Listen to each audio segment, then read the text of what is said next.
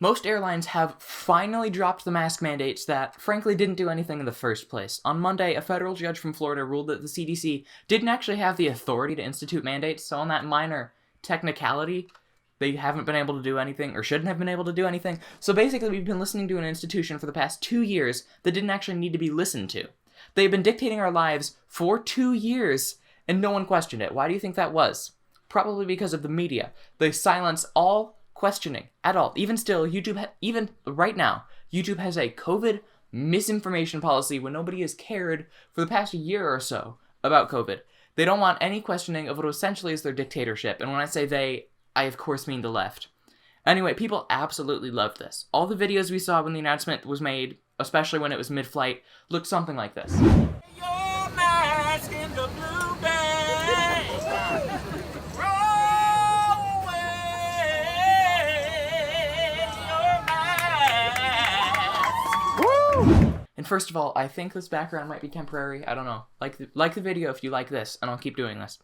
So you'd think that this is the best solution for the Biden administration, right? They get to pass the blame onto someone else for getting rid of this, but they don't have to admit that they are actually terrible at their jobs and we've been listening to stupid policies. Maybe that'll bump up their approval rating just a little bit in light of the midterms.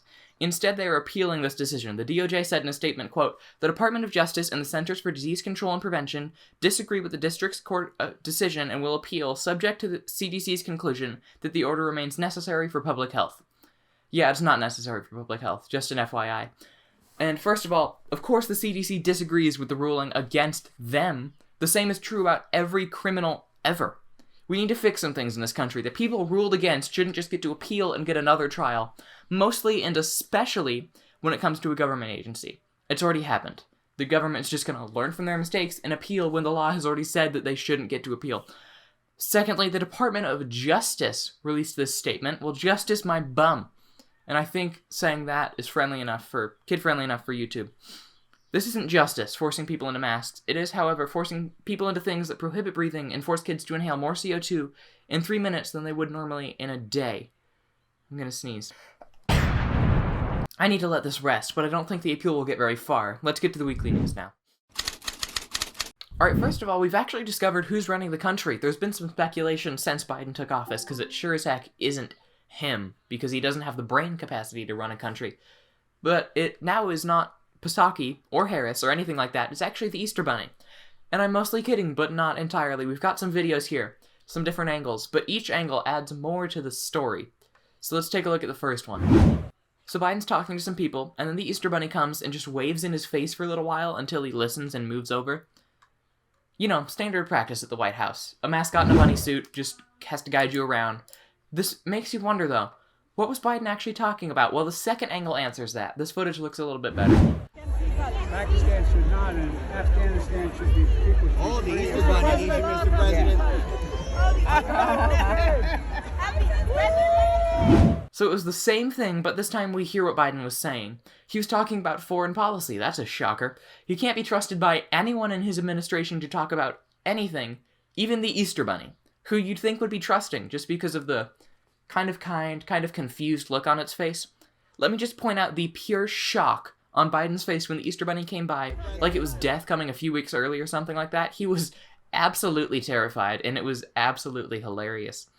Alright, we missed one thing about the lifting of the airline mask mandate, though, and that was the leftist reactions. Let's take a look at a few of the good ones, mostly from one person.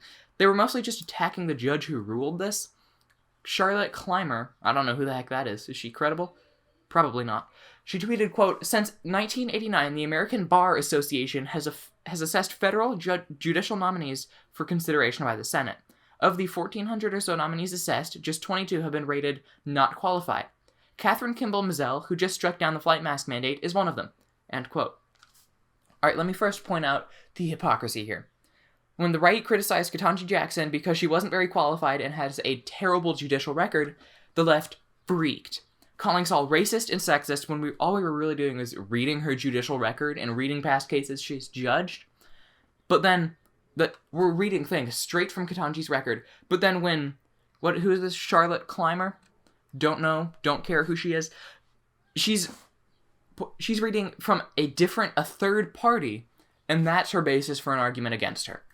Let's let this association come up if Mizelle actually does something that's blatantly against the law and says that she's unqualified, from what we've seen, she's just judging the law in a way that is actually lawful and scientific.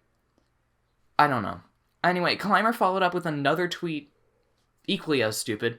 Quote, I honestly think there's a lot of room for respectful disagreement and discussion between rational adults on where and when to wear a mask, but not when it comes to commercial air travel. You're around 200 strangers in a tight, enclosed space for hours. It's common sense.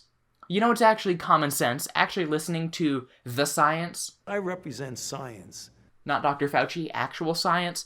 Planes have HEPA filters. When you're on a plane, the air is cycled through every 3 minutes or so. This fact is displayed, at least with Southwest, on all flights. Right below the mask mandate sign, it says air cycled every 3 minutes. Masks required. Right below it. It makes no sense, and it's fun to laugh at the irony. On a plane, you are breathing air that is most likely cleaner than any air you are going to breathe in your life. Maybe from the Lorax, O'Hare Air, where they have it just bottled. It's like that clean air, but everywhere, in the entire plane. Alright, if that wasn't bad enough, let's just get to the worst of the week now. Taylor Lorenz is a terrible person. I'm just going to say it. She's absolutely terrible. Like, a terrible person. She's a hypocrite who deserves whatever supposed criticism she actually gets. Just to set the stage, take a look at a clip from a few weeks ago where she's supposedly crying. Taylor Lorenz is the one with the probably fake tears. I've had to remove every single social tie. I had severe PTSD from this. I contemplated suicide. It got really bad. You feel like any little piece of information that gets out on you will be used by the worst people on the internet to destroy your life. And it's so isolating. All right, first of all, is she actually crying? Like, it doesn't look like she's crying. Post me, edit this, and put a replay of her not actually crying. It might just be my opinion. Looks like she's not actually crying. You know when LeBron James was criticizing Kyle Rittenhouse for quote-unquote fake tears? Yeah, those are actual fake tears. Kyle Rittenhouse actually had reason to be emotional, so his tears were actually real.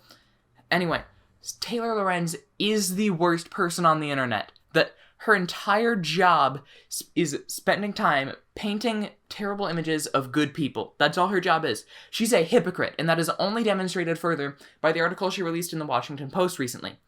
The Twitter account Libs of TikTok is truly an amazing account. It finds TikTok videos from crazy leftists and posts them on Twitter. That's all it does. Literally all it does. They simply take a video that someone posted to a public platform and repost it. They give it more views. Isn't that what people on TikTok want? Anyway, up until now, the creator of this account has remained anonymous, and they have the right to remain so. Taylor Lorenz seems not to care. She released a lengthy article releasing the full name of one Chaya Raichik. Raichik? I'm not great with names. The creator of Libs of TikTok. She accused her of promoting hate speech, specifically against LGBT people, using, quote, QAnon-related speech. And she said that she made the claim that voter fraud is real. Which, in my opinion, it definitely is. If she's promoting hate speech, then it is really the Libs that are doing it, though. She doesn't add her own take to the videos. I've seen her write a description of the video, or put the word what above the video.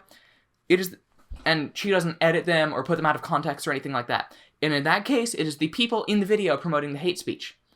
I'm pretty sure if Taylor Lorenz realized that, she would walk this claim back pretty quickly.